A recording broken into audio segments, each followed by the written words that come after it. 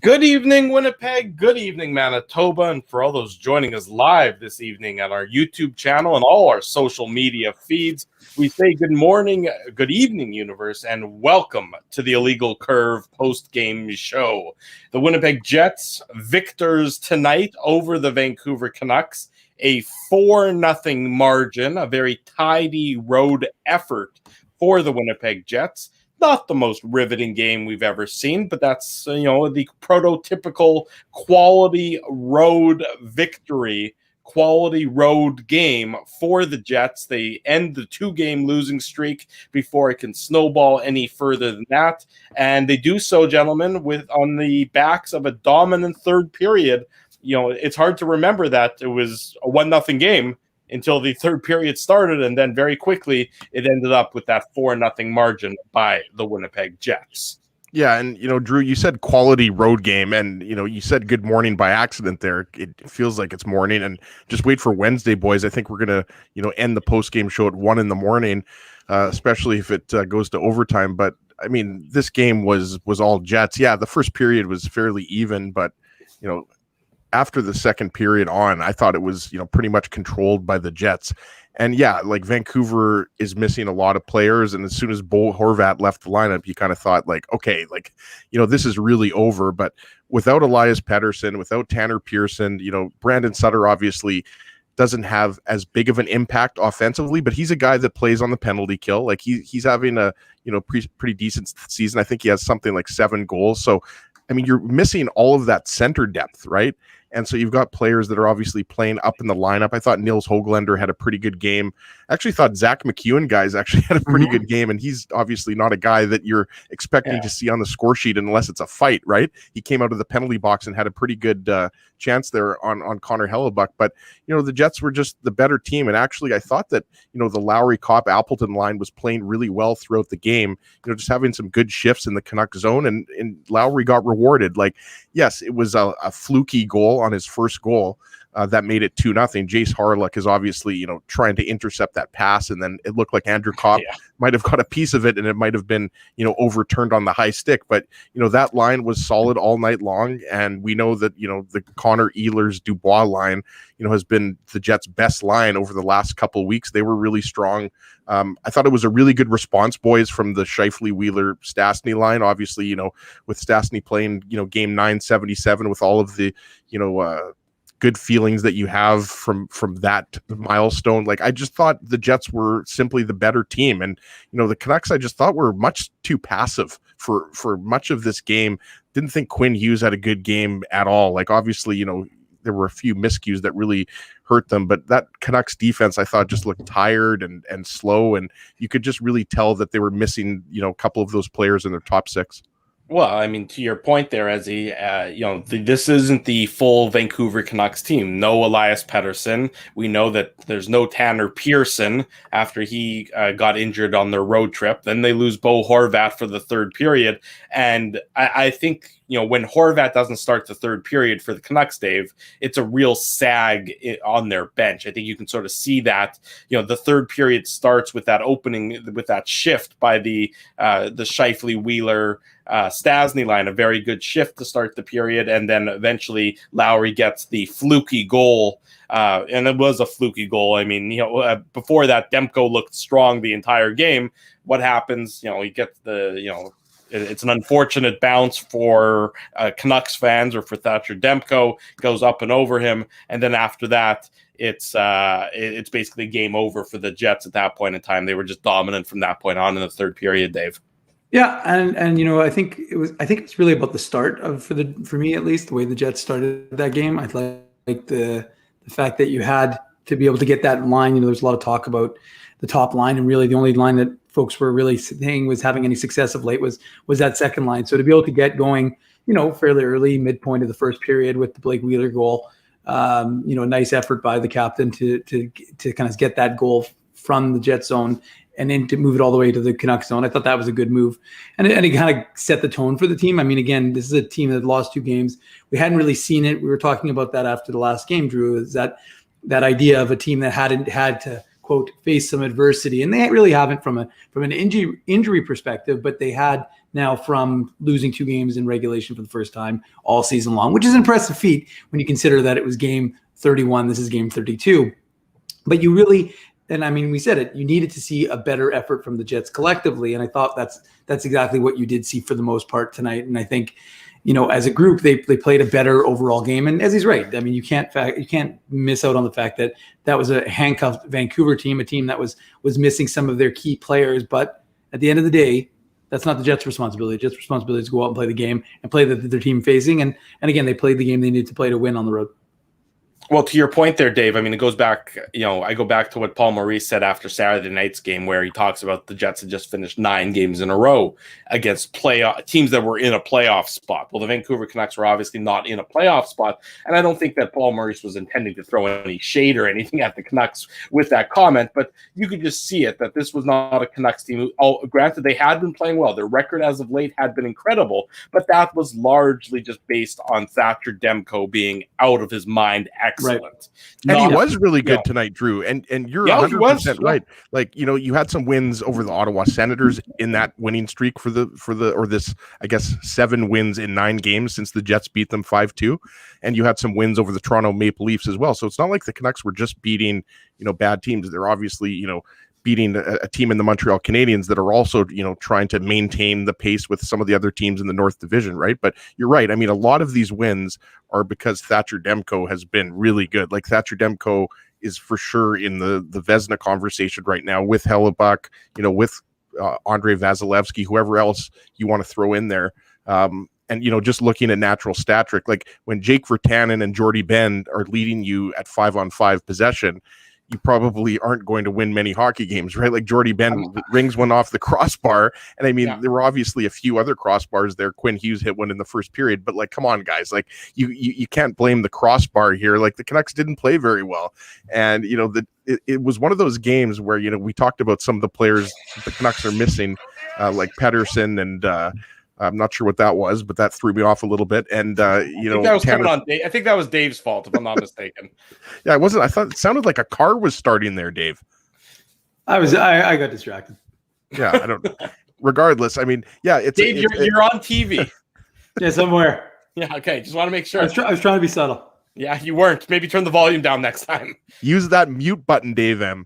But, it's just a good victory, boys. Like, you wanted to stop the bleeding. You haven't lost 3 games in a row all year long. And Drew mentioned it right off the top. It's one of those tidy road wins. You just played a solid game.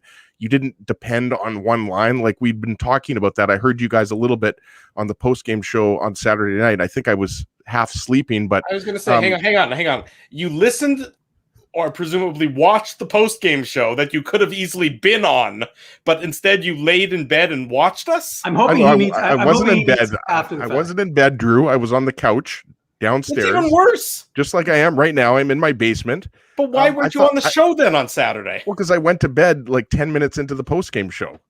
I had a bedtime. Dave, does any of this make sense to you? Nope. Okay. I'm not gonna. I think the question you need to be asking, Drew, is: does anything about me make sense? No. That's a better question. That's the question you have to ask. That is the question. That's fair. I mean, I can accept that as an answer as well. Let's, the Jets open the scoring here, and it's the Blake Wheeler goal, and that's probably one of the worst goals that Demko's given up as of late, because that was not a. I mean, it was a fine shot. It was a save he makes more often than not, and it just squeaks through them, and the Jets have that 1-0 lead, and that's sort of what the Jets needed. This was a team, I would say, that didn't have an overwhelming amount of confidence coming into this game, especially how the game on Saturday against Edmonton ended. Remember, they were up, they were leading in that in that third period on Saturday night, and all of a sudden, we know what happened in that third. The Jets, I think, feel better about themselves immediately there when Wheeler opens the scoring in that first period for the Jets. Yeah, and I think there's no question about it. And I think one of the things we've talked about, it was, the Jets realize they're going to have to play in tight games. And obviously the game opened up in the third period. But, overall, it's a 1-goal game. And that's what we saw for a bit in Edmonton as well. So you've got to be able to win these tight, close games. And you're not going to be blowing out opponents, 6-7-1. It's more of the exception to the rule. And so, again, I thought they limited the Canucks. I think the Canucks had 5 high danger chances throughout the course of the game. So it wasn't as if they gave up a ton of opportunities. They had a lot of 2-on-1s themselves, and they didn't convert all of them. But you know what the reality is? I think, again, it doesn't really matter. At the end of the day, you've banked 2 points, another regulation win. You're 2 points back of Toronto and Edmonton now. I think they've played the same amount of games as Toronto, and they have, 2 games or 3 games in hand on the Oilers. And you're 2 points back.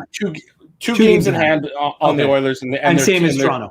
And the same as Toronto. Yeah. So the point is that you've put yourself back into the conversation. You've got to feel good about your team. You know, this Canucks team now is probably reeling, to Ezzy's point, with all of the injuries that they've suffered. And, you know, I mean, are they going to go back to Demko? Are they going to put in Holtby? We don't know. But I mean, the truth is you're feeling good about yourself. The third line, I thought, was much better tonight than they've been the last few games. They looked much more connected, much more dominant. Again, maybe a function of who you're playing against, a weakened opponent. It doesn't really matter, though, because, again, as I said, you play who's in front of you. And the reality for the Jets is whatever gets your team going, you know, I mean, the reality is you're using this as kind of a stepping stone. You're not looking past the Canucks, but you know that you've got a big series coming up against the Flames. And so if I'm the Jets, this is what I'm using to get my guys feeling good. And then you say, okay, we're feeling good about against our games against the Canucks. Presumably you can continue this into the next game. If you do, then you leapfrog against a Calgary team that's much more motivated right now, I think, than the Vancouver Canucks.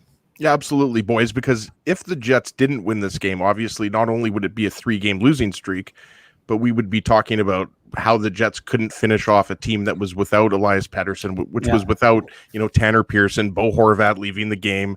You know, this is a team that's lower than the Jets in the standings. And, you know, we have to give a shout out to Marshall Patterson right off the bat. I see he's beaking me a little bit about my beard in the chat there. So shout out to One Day PGA.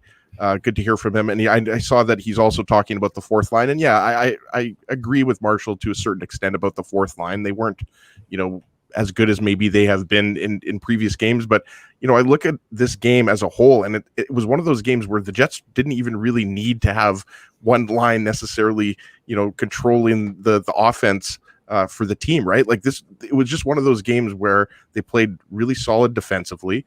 They got timely goals, like the Paul Stastny goal. Obviously, boys, Thatcher Demko is trying to leave the net for the extra attacker. He gets completely caught, and he's going the wrong way, right? So, like, I mean, it was one of those games, right? We talked about the crossbars. Like, this just wasn't Vancouver's night. This was the Jets' night. And, you know, it was the third line that chipped in the most offense.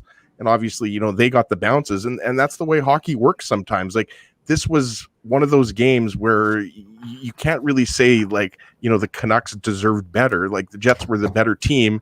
And, you know, wanted to mention too, like, I really like Nikolai Ehlers' game. Like, he easily could have had a couple goals, boys. And obviously Demko made a few really good saves on him. One was just point blank and the other one was an odd man rush. So I even though Dubois, Connor, Ehlers, they maybe didn't get the results on the score sheet that they wanted, I thought they were really solid, and, you know, we have come to expect that now with that line. And, you know, I continue just to like the way Lowry, Kopp, and Appleton, you know, they drive the net, you know, all the work they do down low. You know, we were, you know, tweeting about it from the IC account. It was just cycle. And on that just goal, wearing the Canucks down. You know, to your point there, Ezzy, you know, on that goal, Dave, that was reminiscent of what we, you know, used to see from the Jets' third line on a regular basis. Right. And we haven't seen it necessarily. I don't think that's how Kopp, Lowry, and Appleton are going to be. I don't think that they're going to cycle a team to death, even though that's sort of, we saw it so often with Tanev, Lowry, and Kopp, that's what people want to see shift in and shift out from that third line. It just doesn't seem to be the way the current third line is going to play. But that was an old school third line shift, and they got rewarded with it. Again, a beautiful pass from Andrew Kopp onto Adam Lowry's stick, and he was all alone. And that was really that was the game that was the goal that sealed this game, made it no doubt about it.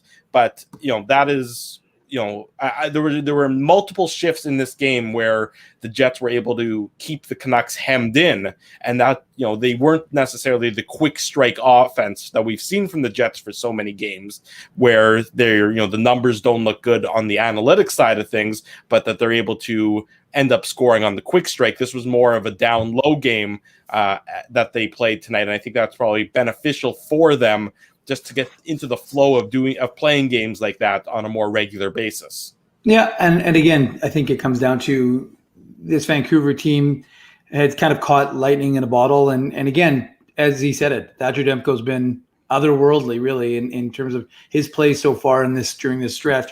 And there's only so much he can do. There's only so much when you're missing so many of your big guns are out of the lineup. It's hard for you to generate. So really, if the Canucks were going to win, they were going to win. It was going to have to be an ugly game. Connor Hellebuck was good, 22 saves for his first shutout of the season.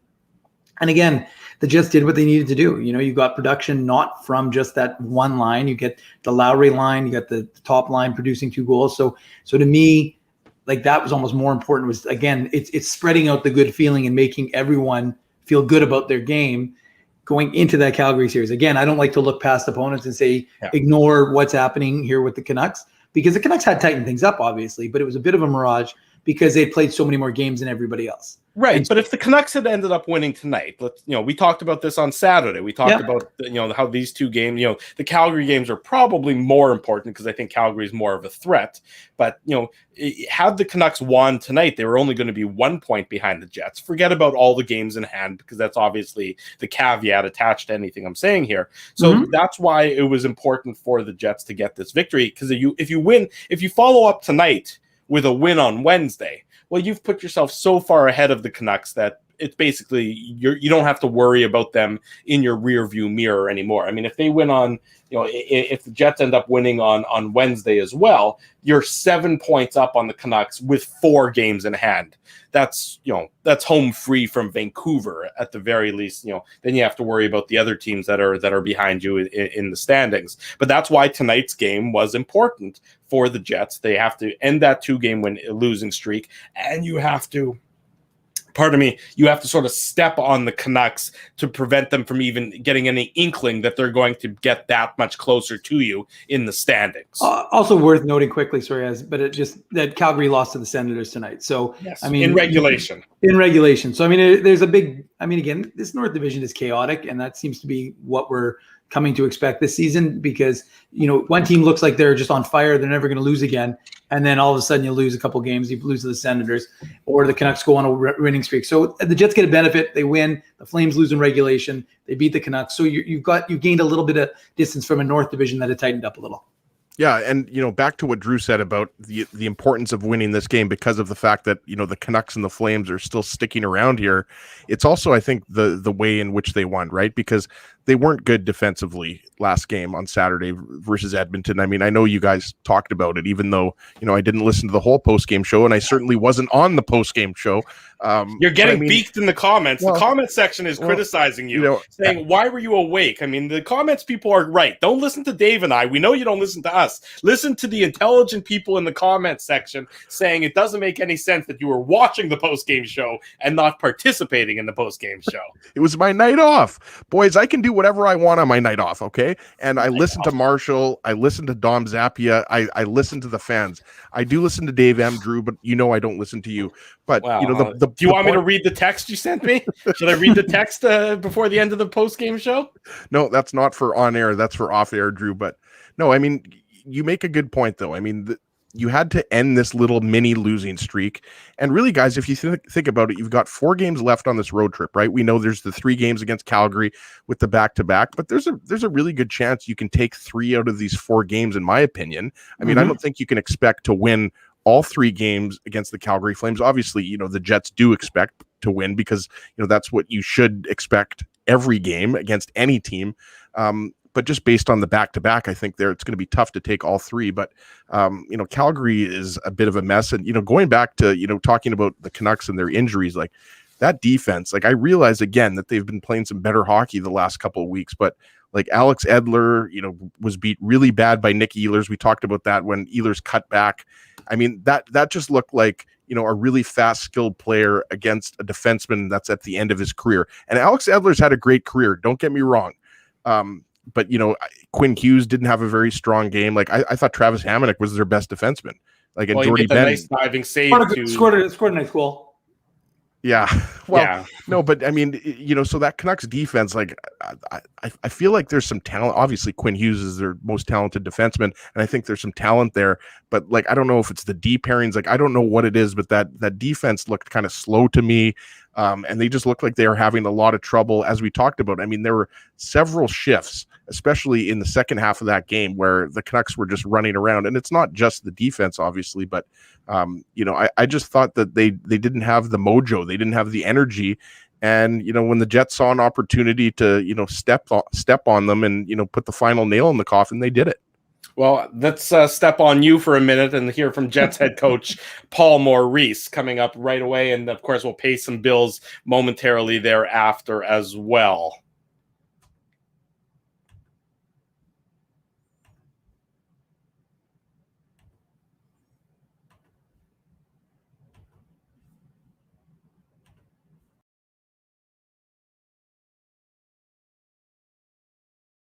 Your team and your coaching staff, did you feel that was on display in tonight's game?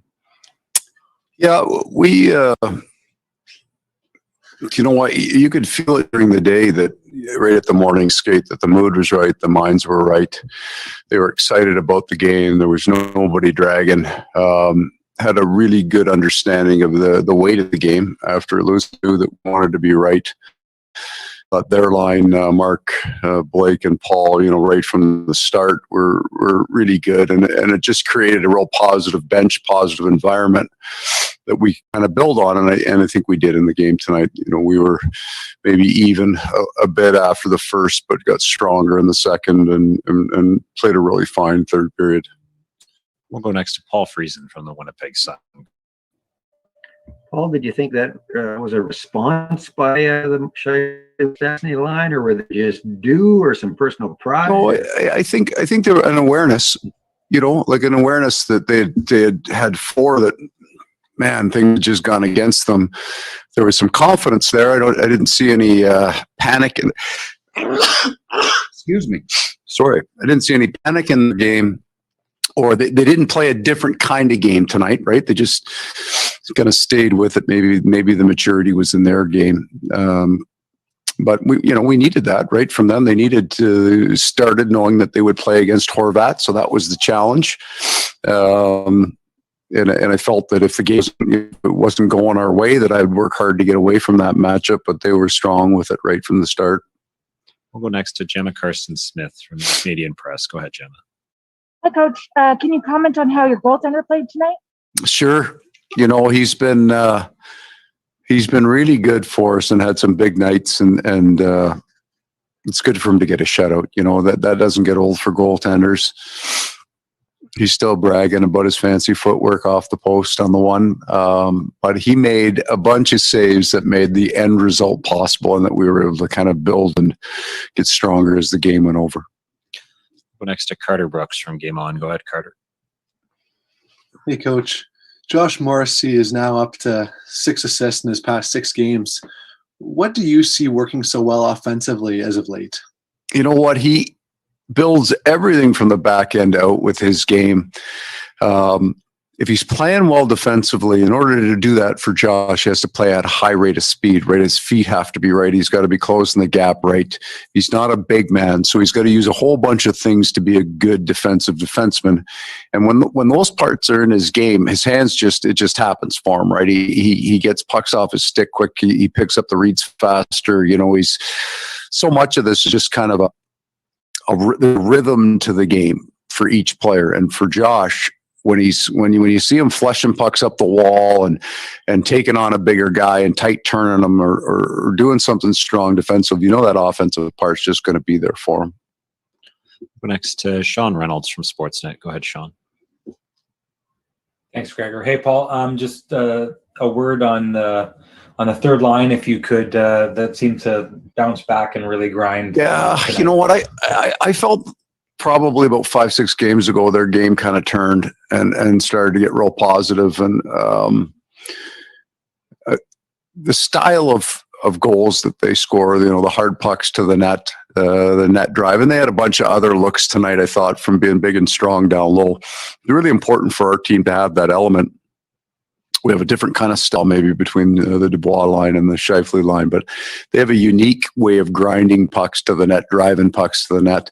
We got a great line change on the Dubois goal for Adams' second, and they went out and continued that control with strength, and eventually, got some size to the net, and so it's a really important difference, kind of in the fabric of our team when they play that style of game. And final question to Ken Weed from Sportsnet. Paul, just going back to Connor Hellebuck, can you quantify what that means mentally for him? I know there hadn't been any weak ones, but 8 consecutive starts for him.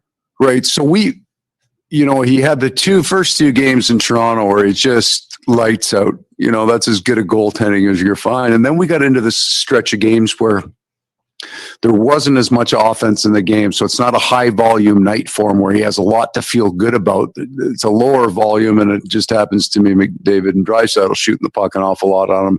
So he got kind of picked apart isn't a fair. He gave up goals on a lower volume, and that I think can play on a guy like that, because he leaves the last game thinking he should have all three of them, right? So he's always done a marvelous job of learning what he needed to learn from the game and kind of bouncing back. But it's like a goal scorer, that confidence is critical. A 0 on the board for a goaltender, you get to carry that with you for a little while, and he earned it. Thanks very much, Coach. Okay, guys.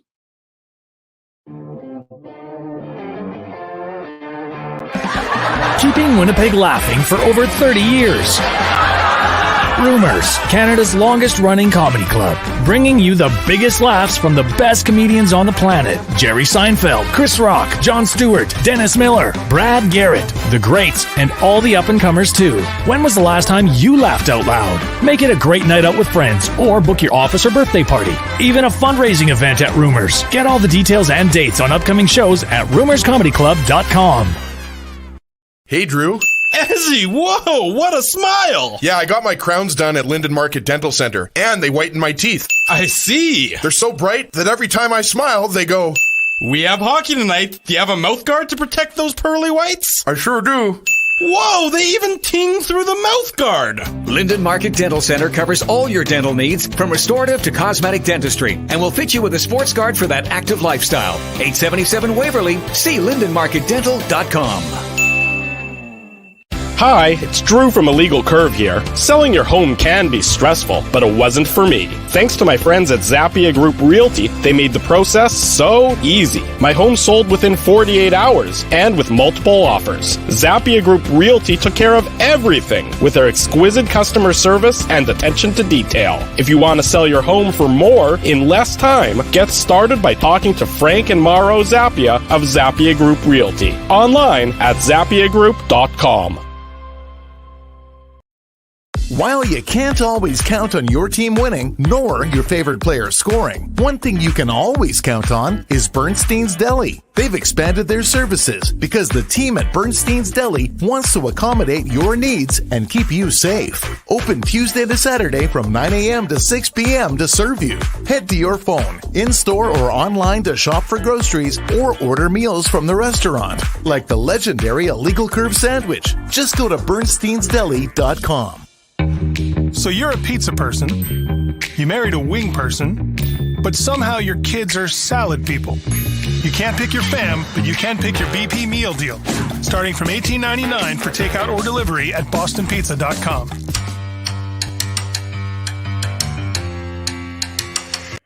Welcome back to the Illegal Curve Hockey Show. You heard from Jets head coach Paul Maurice, paid some bills. Want to give a shout out to our sponsors. They make this show possible. Rumors Restaurant and Comedy Club, Linden Market Dental Center, Zappia Group Realty, Bernstein's Deli, and Boston Pizza support these fine local businesses because they support Illegal Curve Hockey. You know, it's a good day for the Winnipeg Jets when your goaltender toe picks right next to the net and falls on his face a little bit, falls on his keister a little bit, and the head coach can poke fun at him. So you know things went well for the Jets tonight, because there's certainly been some games for every team where the goalie falls like that and somehow that puck ends up behind them in the back of the net. Wasn't the case for the Winnipeg Jets tonight. A very tidy 4-0 victory over the Vancouver Canucks. The rematch will be Wednesday. Do you go back with Hellebuck again? Look at the schedule. You got Wednesday, you got Friday, you got Saturday, you got Monday. You know the success you have that Laurent Brossoit has had in Vancouver. Hellebuck coming off the shutout. or Brossoit to give Hellebuck that gap of days off? Well, I go back with Hellebuck because obviously it wasn't a heavy workload, right? Like you didn't go to overtime, you didn't face 35 plus shots. So I would go back to Hellebuck. I agree with what you're saying though, Drew. I think you factor that in for sure, that Laurent Brossoit has been very good. If I'm not mistaken, Dave, he had his first ever NHL victory in Vancouver, right? So he's been First very ever shutout. Sorry, first ever shutout. You're right. Yeah. So that's why I defer to you, Dave, because obviously you're the smart one. Can we go back to Paul Maurice's press conference? Like, do we need to get Paul an acetaminophen? Pardon me, an antihistamine, not an acetaminophen. Like, should we get him some Claritin or something? It seemed like he was maybe having some allergies there. I wasn't sure. There were some sniffles and some sneezing. It is allergy season, is he? Yeah. So hopefully that was nothing, and he's not, going to be under the weather for tomorrow night's game, or 2 nights from now's game. But no, it can be tomorrow night. Now it's now 12:02 a.m. You're okay. Yeah. We're on to Tuesday, so it is when the next game is Wednesday.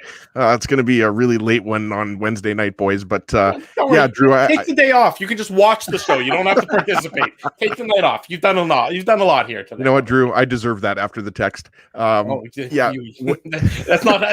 the end of it. Don't worry. Let me ask you guys. It's going to come back to haunt me, isn't it? Yeah, Dave.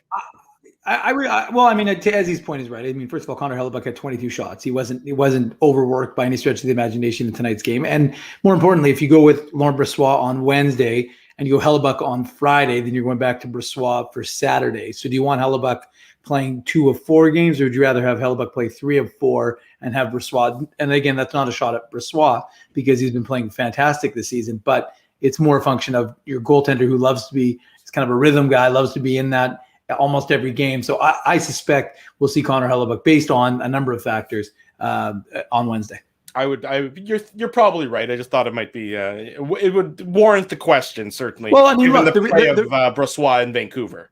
And the fact is, it's a condensed schedule, and that's what you have to be aware of. And while these games are important, you want to preserve guys' health, and you don't want to be, there's not a lot of practice time, so you've got to be, these are all factors for sure, Drew. But I just think, like, again, if he would have faced like 35 to 40 shots, maybe you're thinking about it. But my guess would be that you're going to have Hellebuck on Wednesday. But look, the Jets are practicing tomorrow.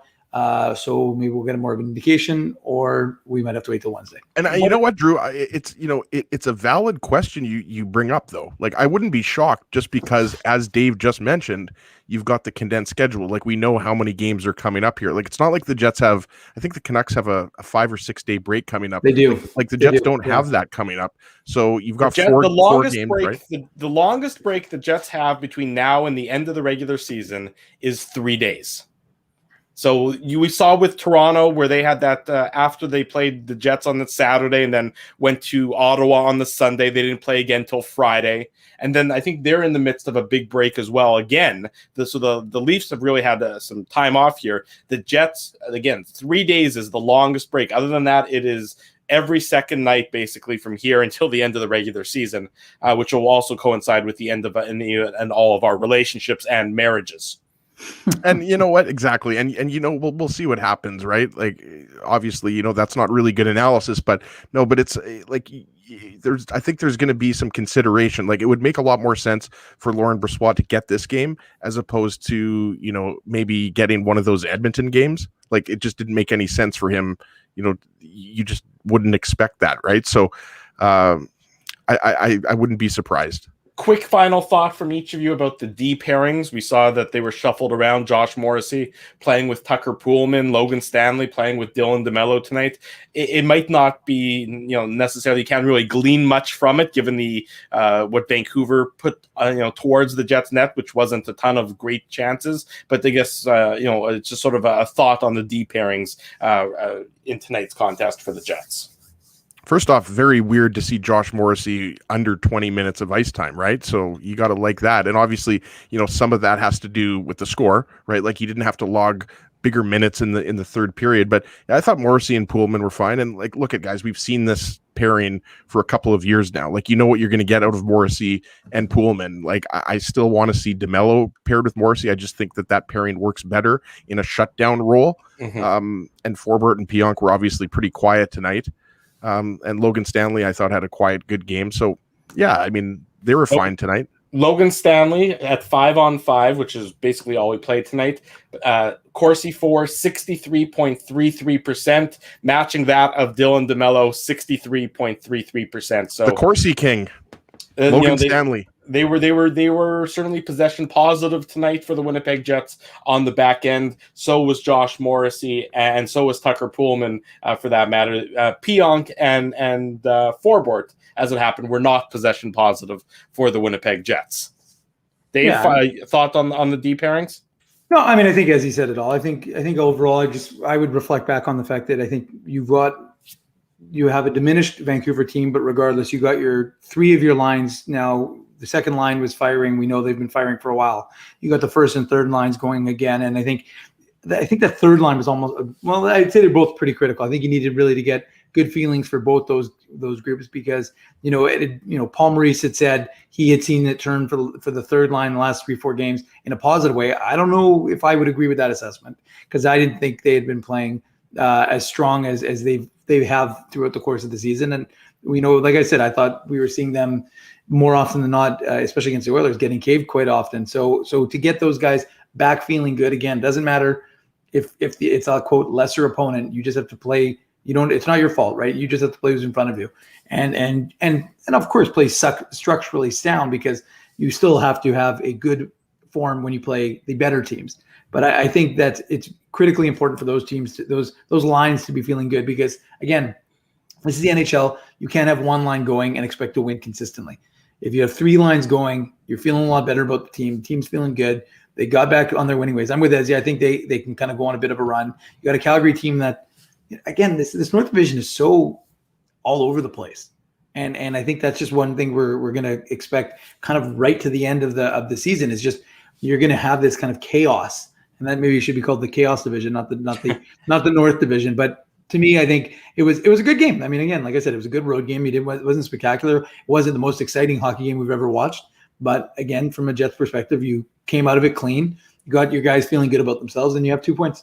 And that's truly what mattered for the Winnipeg Jets tonight, a 4-0 victory. They end the losing streak at 2 games. Wednesday night, the rematch between the Canucks and the Jets. Reminder before we wrap up tonight, if you haven't already done so, smash the subscribe button. Hit it, smash it, punch it, tap it, touch it, gently stroke it. Whatever you want to do that to the subscribe button. Sounded like a Daft Punk song there, Drew. Well, you know me. I am a DJ in my spare time. Didn't Daft Punk break up? Didn't they announce they're not touring anymore? Did I see something like that? Hopefully that doesn't happen to when we go Curve. They will no longer be going around the world. And I'm not going to sing. It's way too late and nobody wants to hear that. Anyway, smash the like button, subscribe. You can see it on the website there. Make sure you subscribe to the YouTube channel each and every time we go live so you can join us in the chat. We'll be back Wednesday night, of course, with another post-game show. That one's going to be even later, considering that game doesn't start till 9:30. But for now, all your post-game coverage continues on our website, illegalcurve.com. For Dave Minuk, for Ezra Ginsburg, I am, according to Ezra Ginsburg in a text that he meant to say to Dave, I am a bald asshole with sausage fingers who doesn't know how to run his little computer, also known as Drew Mindell. Thanks for watching. This has been the Illegal Curve post-game show.